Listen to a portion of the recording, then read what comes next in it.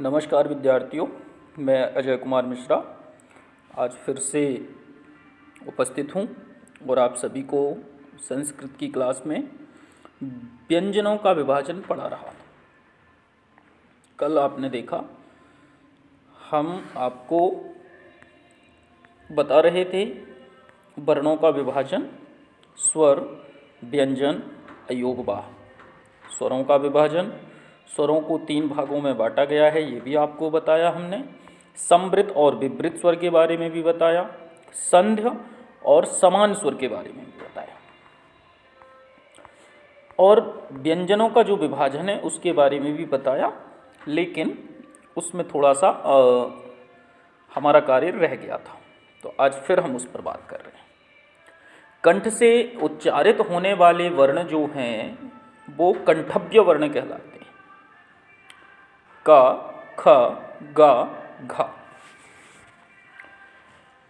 उसके बाद तालु की मदद से उच्चारित होने वाले जो वर्ण हैं वो तालव्य वर्ण कहलाते हैं, जैसे कि च, छ, ज, झ। मूर्धा से कंठ के थोड़े ऊपर का जो स्थान होता है उससे जो उच्चारित वर्ण होते हैं उनको मूर्धन्य वर्ण कहते हैं। उदाहरण है टाठा, डाढ़ा, ड़।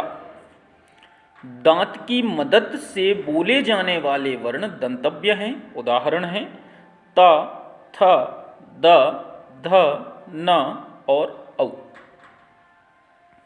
होठों से बोले जाने वाले वर्ण ओष्ठव्य कहे जाते हैं। उदाहरण है प, फ, ब, भ, म।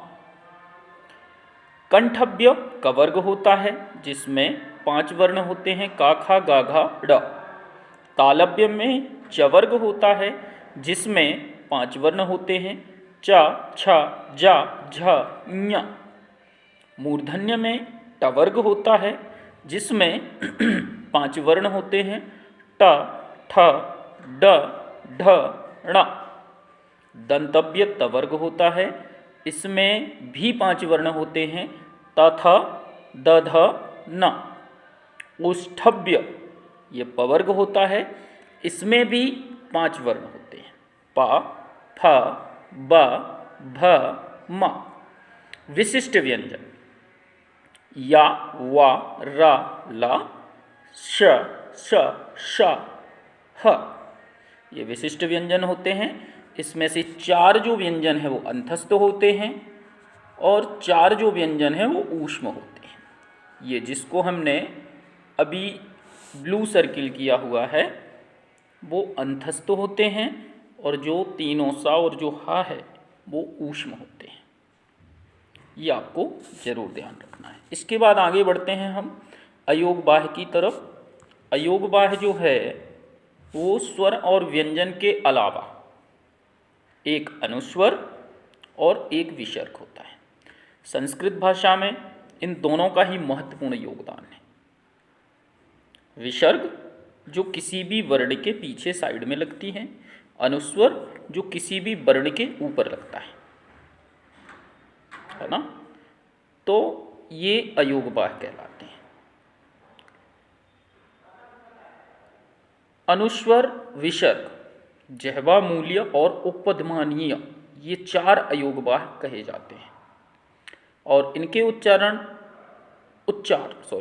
कुछ खास नियमों से चलते हैं जो आगे दिए गए हैं। संयुक्त वर्ण, इन 49 वर्णों को छोड़कर और भी कुछ वर्ण सामान्य तौर पर प्रयुक्त होते हैं, जैसे कि छ, त्र, ज्ञ, स्र इत्यादि। पर ये सब किसी न किसी व्यंजनों के संयोग से बने होने से उनका अलग अस्तित्व नहीं है और इन्हें संयुक्त वर्ण भी कहा जा सकता है। अंतस्थ व्यंजन के बारे में बात करते हैं, जो भी ऊपर आपको बताया था हमने। या, वा, रा और ला ये विशिष्ट वर्ण हैं क्योंकि स्वर जन्य स्वरों से बने हुए हैं। ये अंतस्थ व्यंजन भी कहे जाते हैं। देखिए ई प्लस आ से या बनता है जिसको हम तालव्य कहते हैं। उ प्लस आ से वा बनता है जिसको हम दंतव्य तथा ओष्ठव्य कहते हैं। रिरी रिरी प्लस आ से रा बनता है, जिसको हम मूर्धन्य कहते हैं। लिरी लिरी प्लस आ से ला बनता है, जिसको हम दंतव्य कहते हैं। ये बात आपको याद रखना है। अब हम ऊष्म व्यंजन की ओर बढ़ते हैं। ऊष्म व्यंजन क्या है? इनके अलावा सा और सा के उच्चारों में बहुधा अशुद्धि पाई जाती है। इनके उच्चारण स्थान अगर ध्यान में रहें तो उनका उच्चारण काफ़ी हद तक सुधारा जा सकता है। विद्यार्थियों, हम क्या कर रहे हैं कि हिंदी भाषा में कुछ शब्दों का या कुछ अक्षरों का जो उच्चारण है वो गलत कर देते हैं, जिसके कारण समस्याएं होती हैं। तो यहाँ पर हम बता रहे हैं आपको, सा जो है पहला वाला वो तालव्य वर्ण है, शा। षटकोण वाला जो सा है वो मूर्धन्य सा है, शा।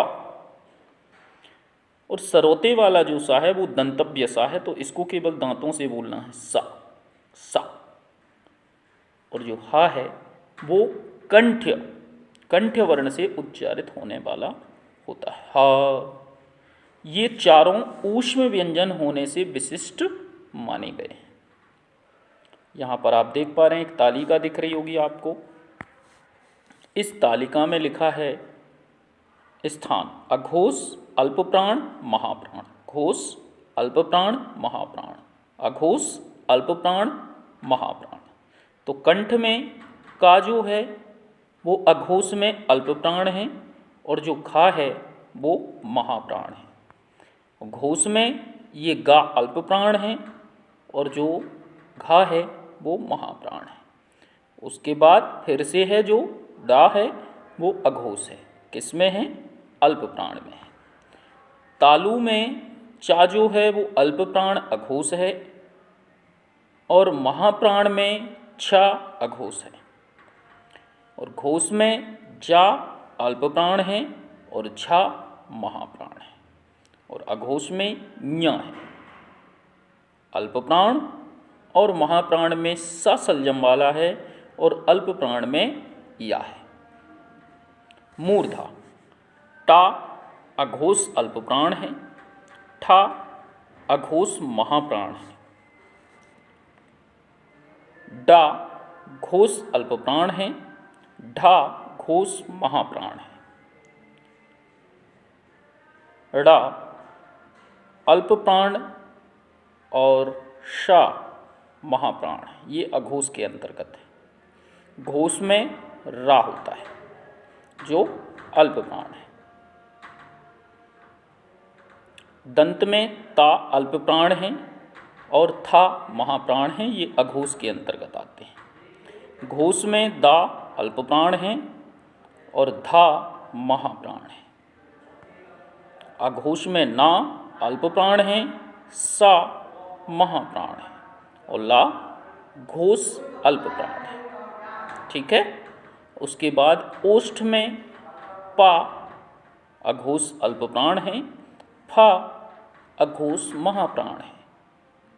घोष में बा अल्पप्राण है, भा महाप्राण है, और जो माँ है वो अघोष अल्पप्राण है। तो इस प्रकार से आपको देखना पड़ता है, अनुस्वर जो है वो अघोष अल्पप्राण है, और विसर्ग है जो वो अघोष महाप्राण है। तो विद्यार्थियों, आज की क्लास में बस इतना ही। आज हमने फर्स्ट चैप्टर कंप्लीट किया है। थोड़ा सा समय लग रहा था क्योंकि कुछ कम मिनट की ही अभी वीडियो बन पा रही थी मोबाइल की मेमोरी की वजह से। तो अभी हम संस्कृत वर्णमाला का फर्स्ट चैप्टर 3 पार्ट में कंप्लीट कर पाए। कोई 10 मिनट का वीडियो है, कोई 8 मिनट का वीडियो है, कोई 8 मिनट से कुछ ज़्यादा का वीडियो है। आशा करते हैं जैसे ही नेटवर्क समस्या ख़त्म होगी और मेमोरी बढ़िया होगी, उस दिन से हम थोड़ा लंबा चैप्टर चलाएंगे। आशा करते हैं मेरे द्वारा जो समझाया जा रहा है वो आप सभी को बहुत अच्छे से समझ में आ रहा होगा। बहुत बहुत धन्यवाद। Thank you.